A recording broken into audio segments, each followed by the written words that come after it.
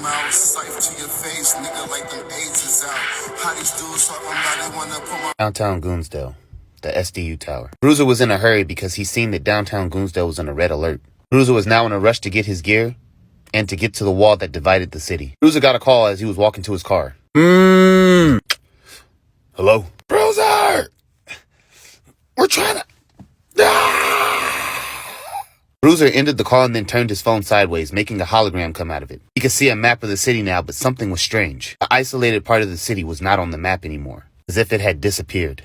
In front of the isolated city outside of the walls, Blue Dream stood there holding her hands out, warping the reality of downtown Goonsdale completely. Death Sickle OG had finished off all the SDU soldiers that was in front of the isolated city. Everybody in downtown Goonsdale was in a panic. Buildings started to grow big, like they were humanoid, growing arms and legs. And inside of the isolated city, all the drones and SDU bots and SDU soldiers were starting to just disappear and vanish. And on the streets of the isolated city, all the THC manipulators were starting to turn into mindless creatures.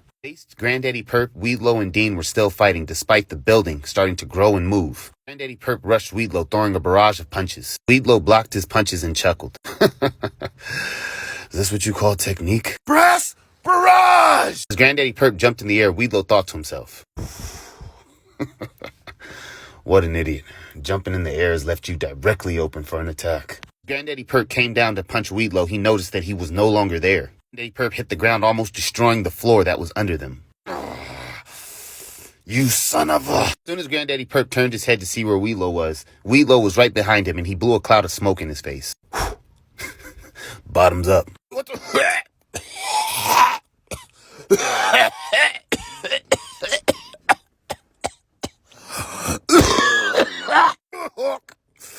Oh, you took me out of my blown stature, son of a... That was smart. Oh shit, I'm so glad he didn't do that to me. Hey guys, anybody notice that the building is moving now? How are you just now noticing that? Just saying, we've...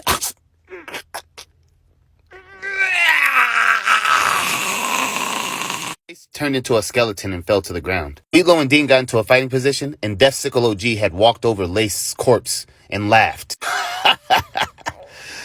He kind of looked like he was annoying.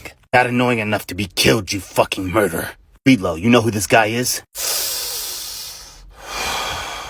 Never seen him before. But be careful. He has a 75% THC flow.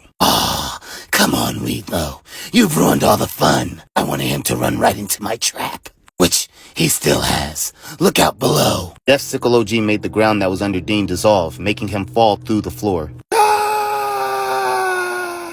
Death Sickle looked at Weedlow and smiled, and then told him, don't worry. I'll deal with the ninja.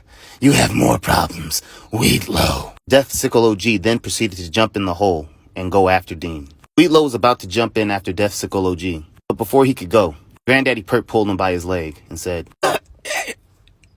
hey man, take this THC out of me. Before Weedlow could answer Granddaddy Perp, chains wrapped around his neck, swinging him out of the building. Weedlow then turned around and saw the figure of two people standing behind him. Trainwreck then said to Weedlow, oh, Weedlow, so nice to meet you.